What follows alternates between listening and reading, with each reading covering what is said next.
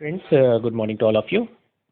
आज हम लोग बात करेंगे आप ही के नए टॉपिक पर, जिसमें हम कल बात कर रहे थे ऑपरेटिंग सिस्टम पर। तो शुरू करते हैं वहीं से।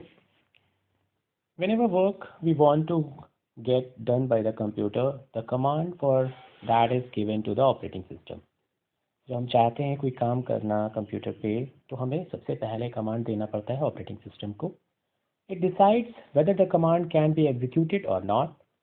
यही डिसाइड करता है कि कमांड को एग्जीक्यूट किया जाए या नहीं किया जाए। If the command is executable, it gets executed, and if not, then it sends appropriate message to the user and the command is rejected. अगर एग्जीक्यूटेड कंडीशंस होती है, एग्जीक्यूटेबल कमांड होता है, तो उसे एग्जीक्यूट करा देता है। और अगर उसके साथ कुछ कंडीशंस लगाई जाती हैं, मतलब, तो ये उसे रिजेक्ट भी कर सकता है। ये डिसाइड करता है आपका ऑपरेटिंग सिस्टम की कमांड को एग्जीक्यूट किया जाए कि रिजेक्ट किया जाए। Generally the operating system is loaded by the manufacturing company. ज़्यादातर जब आप सिस्टम लेते हैं तो वो उसके साथ उस सिस्टम का ऑपरेटिंग सिस्टम लोड करके आपको देता है। Presently many types of operating systems are in use, among them MS-DOS, Windows, Unix, Macintosh are main। ये कुछ खास ब्रांड हैं जो ऑपरेटिंग सिस्टम के, जो आपको अक्सर अपने कंप्यूटर सिस्टम में दिखाई पड़ते हैं। MS-DOS पुराना वर्जन है, जो पुराने सिस्टम्स हैं उनमें आपको ये मिलेगा। ये फ्लॉपी पे चलने वाला ऑपरेटिंग सिस्टम था। फिर विंडोज़ आया, तो विंडोज़ ज़्यादातर सिस्टम में आपको दिखेगा। जो नेटवर्किंग मोड में वर्क करते हैं नेटवर्क के लिए, तो वो अक्सर यूनिक्स या लिनक्स का वर्क करते हैं। मैकिन्टोश भी ऐसे ही सिस्टम्स है। Now a day computers running on MS-DOS are very few. बहुत कम ऐसी जगह है जहाँ पर अभी भी MS-DOS में वर्क करते हैं लोग। Most of the modern computers run under the various version of Windows operating system. ज़्यादातर जो सिस्टम है, खासकर इंडिया में जो घरों में सिस्टम्स यूज़ किए जाते हैं, उनमें विंडोज़ का यूज़ सबसे ज़्यादा किया जाता है। You have read about Windows 7 in last class. तो पिछली क्लासेस में आपने विंडोज़ 7 के बारे में पढ़ रखा है। You will read more about this in next chapters. कुछ नए चैप्टर्स में आप इसके बारे में और ज़्यादा डिटेल में पढ़ेंगे। अभी बात हो रही थी ऑपरेटिंग सिस्टम की या OS की, या सिस्टम सॉफ्टवेयर के अंदर जो पहला सिस्टम सॉफ्टवेयर मेनली यूज़ किया जाता है ऑपरेटिंग सिस्टम, उसके बारे में। अब हम बात करते हैं कंपाइलर या इंटरप्रेटर की। ये एक तरीके का ट्रांसलेटर होता है जो कंप्यूटर की लैंग्वेज को हमें समझाता है, यूज़र को, और यूज़र की लैंग्वेज को कंप्यूटर को समझाता है with the help of OS की मदद से ये कंपाइलर वर्क करता है। It's a part of operating system. और एक और बात कि ये सिस्टम सॉफ्टवेयर की तरह से काम करता है, क्योंकि ये सिस्टम को कन्वर्ट करने का काम करता है, समझाने का काम करता है। You know that every computer works in your own machine language and can execute command written in language only. केवल जो कंप्यूटर्स होते हैं या मशीन लैंग्वेज वाले जितने भी सिस्टम्स होते हैं, वो केवल मशीन लैंग्वेज को समझते हैं। But machine language is made is on 0 and 1। Machine language बनती है 0 और 1 की, जिसे डिफ़िकल्टी है हम लोगों को समझने में। Therefore, it's almost impossible us to write any program in this language। ये बहुत मुश्किल है कि 0 और 1 की लैंग्वेज में हम कोई प्रोग्राम लिखें। So we write our programs in special programming language made of simple words and before giving it to the computer। तो हम लोग अपने प्रोग्राम्स को अपनी लैंग्वेज में लिखते हैं और फिर उसे कंप्यूटर को देते हैं। Get the translation of that programs done in the machine language of the computer, ताकि वो उस प्रोग्राम को मशीन लैंग्वेज में बदल सके। This translation work is done by the some special programs. ये जो ट्रांसलेशन होता है हमारी लैंग्वेज को कंप्यूटर की लैंग्वेज में बदलने का, दैट इज कॉल्ड, इसे हम ट्रांसलेटर कहते हैं। और ये स्पेशल सॉफ्टवेयर होते हैं जिनकी मदद से कंपाइलर या इंटरप्रेटर ये काम करते हैं। ये दो तरीके के translator. For example, C is the programming language for translation of program. This language into computer machine language is done by C compiler. So C compiler, C का जो एक ट्रांसलेटर है उसे हम कंपाइलर, जिसकी मदद से हम C के प्रोग्राम को मशीन लैंग्वेज में बदल देते हैं और कंप्यूटर उसे समझ जाता है और उसके ऊपर ऑपरेशंस करता है। और फाइनली हमें रिजल्ट हमारी लैंग्वेज में दे देता है। At present, hundred of programming languages are used. For each, then separate a compiler or interpreter.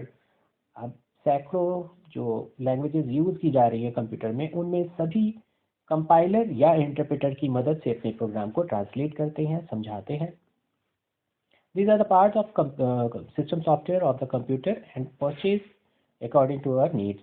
इनको हम सिस्टम सॉफ्टवेयर का पार्ट मानते हैं और ये हमारी नीड, हमारी ज़रूरत के हिसाब से हमें कंपाइलर या इंटरप्रेटर की फैसिलिटी देते हैं, जिनमें BASIC, Fortran, Logo, COBOL, Pascal, C, Java, FoxPro, इस तरीके से बहुत सारे लैंग्वेज के प्रोग्राम्स हैं।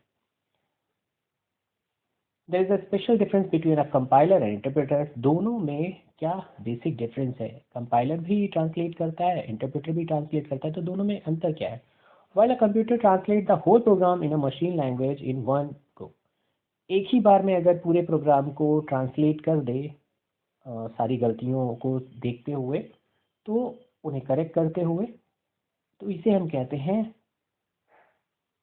कंपाइलर। ये कंपाइलर काम करता है, ये ट्रांसलेटर जो होता है वो कंपाइलर टाइप का होता है। लेकिन अगर एक एक लाइन के हिसाब से, N interpreter translate only the statement in a line, interpreter एक एक स्टेटमेंट को एक लाइन के हिसाब से स्टेटमेंट्स को एग्जीक्यूट कराता है।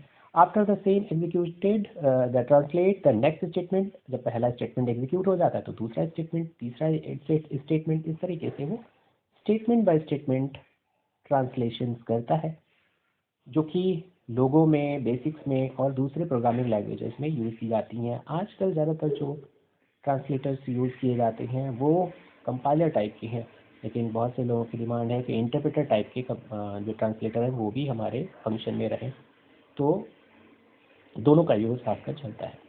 There is also a special sets of program software which actually do not run on a computer but perform certain tasks which are frequently required to users get their own actual work done easily and quickly. इनकी ज़रूरत हम जो compiler या interpreter हैं, ये हमारे programmes को और आसान बना देते हैं और प्रोग्राम को जल्दी से रन कराने के लिए यूज़ किए जाते हैं। These programs are called utility softwares or simply utilities. In softwares को तीसरे जो आ रहे हैं, जिन्हें हम कंपाइलर या इंटरप्रेटर के तौर पे ही यूज़ करते हैं, लेकिन इन्हें यूटिलिटी प्रोग्राम्स कहते हैं, जो हमारे ज़रूरत के हिसाब से यूज़ किए जाते हैं। और जैसे एक आपको पिक्चर्स की ज़रूरत है, तो आपने कैमरे को अटैच किया कंप्यूटर से और पिक्चर्स ले ली। ये एक यूटिलिटी शो करता है। ऐसा सॉफ्टवेयर जो यूटिलिटी को यूज़ कराए उस तरह के, तो इसे भी हम सिस्टम सॉफ्टवेयर का पार्ट मानते हैं।